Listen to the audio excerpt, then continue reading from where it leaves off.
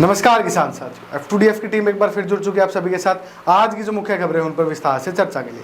किसान साथियों, बात करें हरियाणा की तो हरियाणा में किसानों को बारिश या ओले से खराब हुई फसलों को मुआवजा नहीं मिल पा रहा। इसको लेकर प्रदेश के कृषि मंत्री JP दलाल ने नाराजगी जताई है। उन्होंने इंश्योरेंस कंपनियों को भुगतान के लिए 10 दिन का टाइम दिया है। ऐसा नहीं करने पर उन्होंने कंपनियों पर मुआवजा राशि पर ब्याज और कंपनियों पर पेनल्टी लगाने की चेतावनी जारी की है। दरअसल राज्य में इंश्योरेंस कंपनियां किसानों को प्रधानमंत्री फसल बीमा योजना के तहत मुआवजा राशि का वितरण नहीं कर पा रही है। इस खुलासे के बाद कृषि मंत्री ने इसको लेकर काफी नाराजगी जताई है।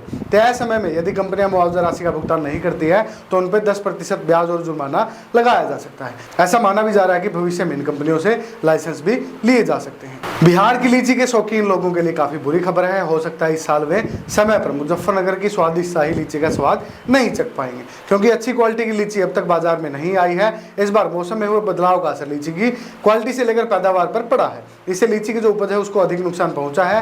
यह स्थिति कई दशकों बाद देखने को मिली है। अभी तक नेचुरल तरीके से पकी हुई लीची पेड़ों से नहीं टूट पाई है। पिछले साल इस अवधि के दौरान रोज 50 से 100 मीट्रिक टन लीची तोड़ी जाती थी, लेकिन इस बार आंकड़ा 10 टन तक भी नहीं पहुंच पाया।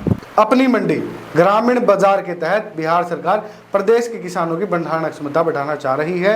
यही वजह है कि सरकार ने उत्पादित फल और सब्जियों की बिक्री के लिए एकीकृत बागबानी मिशन योजना के तहत अपनी मंडी ग्रामीण बाजार स्कीम को शुरू कर दिया है। इसके तहत सरकार फल और सब्जियों के भंडारण के लिए इकाई लागत 25 लाख रुपए निर्धारित कर चुकी है। इसको ऊपर किसान साथियों को और उद्यमियों को 50% की सब्सिडी दी जाएगी।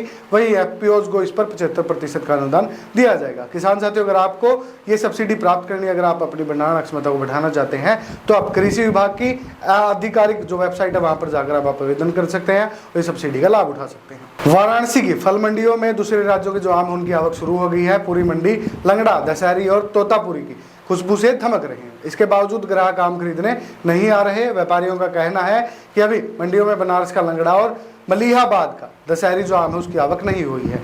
ये सारे आम उड़ीसा से आ रहे हैं। अभी मंडियों में उड़ीसा से लंगड़ा और मानिकपुर से दशहरी आम की आवक हो रही है। हर दिन लगभग 10 टन आम मंडी के अंदर पहुंच रहे हैं। देश में गन्ना की उपज का सबसे ज्यादा रकबा यूपी का है। गन्ना उत्पादन में यूपी देश में अव्वल है। इसके बावजूद यूपी की तुलना में लगभग आधे रकबे पर गन्ना की खेती करने वाला राज्य है महाराष्ट्र। पिछले कुछ सालों में चीनी उत्पादन में यूपी से आगे था। चीनी उत्पादन के मामले में कांटे के मुकाबले में इस साल यूपी ने महाराष्ट्र को पीछे छोड़ दिया है।